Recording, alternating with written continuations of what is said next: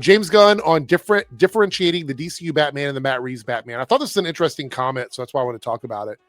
One of the weirdest things for me is that big fans are often like, well, listen, I understand this, but normies will never understand this. Casuals will never understand this. But the truth is, guys, you're the ones that don't understand. The casuals always understand. Sorry, James. I'm going to say this is absolutely bullshit. This is not true. No, I don't know. I get where you're coming from, and I get where he's coming from. There's points of both sides are valid, because I hope, and I think what he's trying to say, like, I'm not gonna treat the audience as stupid now, but they are. Now, having said that, I can't believe I'm even saying this, but we live in a society where IQs are dropping. But here's my most take, because again, I think they were talking about, having two Batmans. Is that going to confuse people or not? I say this: Batman is the most up to this point had been the most profitable and only thing that can make DC a lot of money. Okay, let's see if it really has the chops. Roll the dice and put two Batman from different universes played by two different people and see if it works, and see if people can follow it.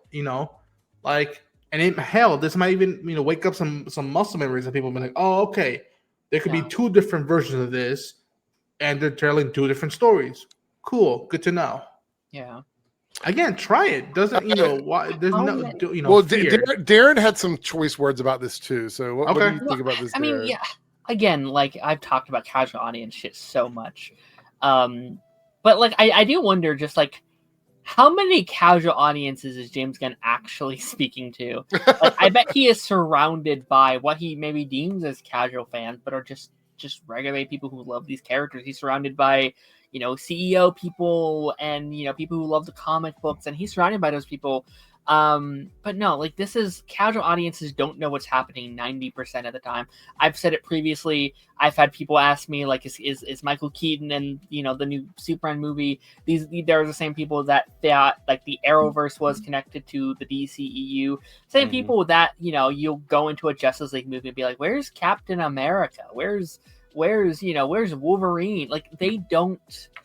A lot of people do. Obviously, there's obviously massive fans of these, but people are so just disconnected with what's going on. We are in the very rare minority of people that are doing this kind of shit, that are going on Twitter and seeing what everyone is saying. And I think okay, two or three points I want to make here. Number one is, we have been confused about the DCU timeline, right? Yeah. We have been confused about it because of the fact that James Gunn has said on many occasions that whatever he shows us is canon and whatever isn't is not canon. Yeah. So we don't even know for sure what we're keeping from the DCEU and the DCU at any given time. Something I've been wondering is, what is the first DCU movie? I mean, obviously, I would say the Suicide Squad.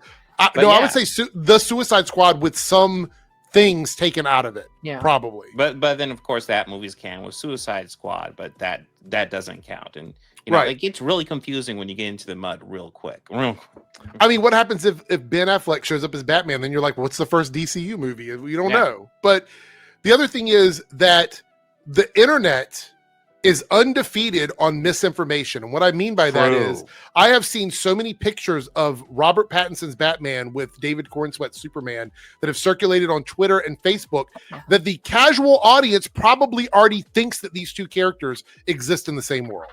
Mm-hmm. Which is fair, but I like there are like not casual fans that are convinced this is going to happen, which is fine. It's okay to want that. I'm not blaming them for wanting that. But like, when even the hardcore fans are like, no, this is how it's going to be. It's like, how do you expect like non-fans to act? Like, they're also going to be like, well, because like, why wouldn't you assume that? There's a new Batman movie, there's a new Superman movie. It would make sense to like, oh, they're clearly connected to each other. It makes sense, but it's not the case. So I want to interject very quickly because I know Ronan wants to say something, but I want to interject. I can almost guarantee that when I go see the Batman movie, there are going to be people wondering if Superman is going to show up in it. Yeah. Yep. And Ronan, you said were you going to respond to Darren's? Oh no, yeah. So I was thinking right now, it's like, okay, like sure, yes, absolutely. I'm not saying that those people don't say, yeah, absolutely. But I would do this. Besides just saying like, all right, James, roll the dice and try it, see if it works. And even up to the lead up of when the DCU finally has their Batman, use your showcase podcast.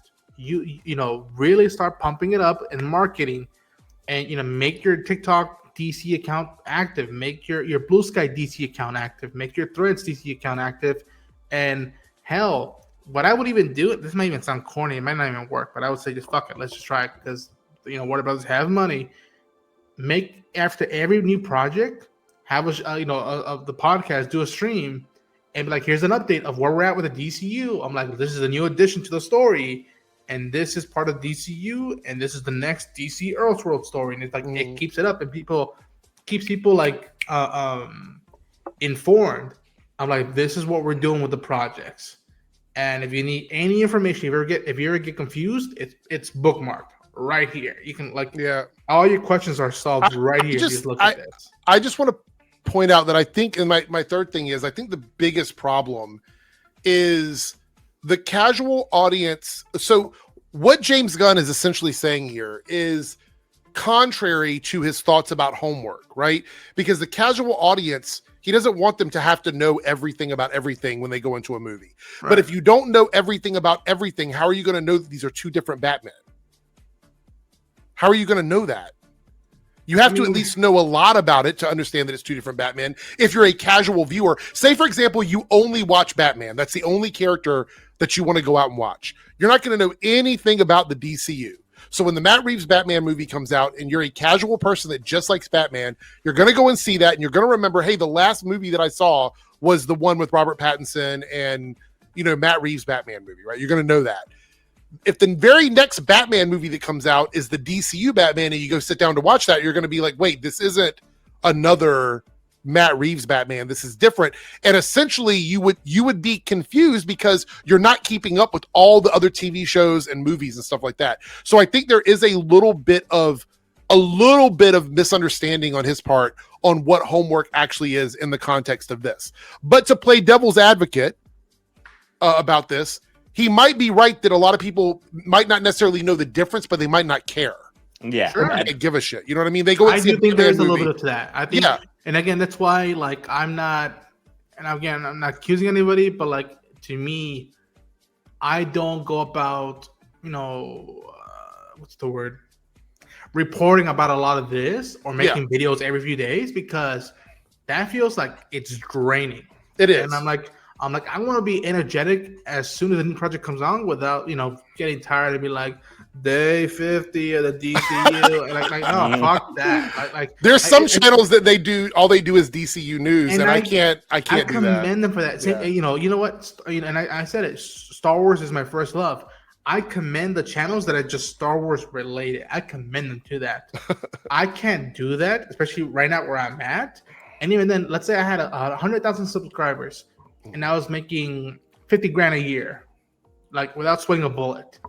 I still wouldn't go out of my way to do a daily thing like that, Star Wars related or DC related, because it gets it by the time something new or a next chapter or next installment of something, my energy is drained. Like it's like watching a movie over and over again for a while. And that's why I like doing the podcast here, because we can just talk about it in one podcast. I don't have to do like a million videos about it. And like you look at it now, and like the whole thing of the confusing. I always say this, and like I said, like give it a try. As long as someone says like, okay, that doesn't look like the same person I had seen the other movie, and the music doesn't sound the same, and it's either shot differently or the tone's off, I think there could be a distinction, and people be like, all right, you know what? I don't like Matt Reeves Batman. I prefer the DCU Batman. Or like, no, I prefer the detective. But if you're a Batman fan, I feel like you would support anything that Batman does. You know what I mean? I think this would be more for general audiences who are like, okay, well, this is nothing like the last one. Must be a new thing. Must be a separate thing. Yeah, I do think that's going to be the challenge. He has to figure out a way for, if he wants the DCEU Batman to be concurrent with Matt Reeves, it has to be different, like noteworthy different. It doesn't have to be wildly, but like noteworthy. No, they could actually have it set up depending on Matt Reeves' like process. Every 2 years we get a Batman movie. You know what I mean? Yeah. That might be overkill, but it could happen, or a Bat Family movie of some kind.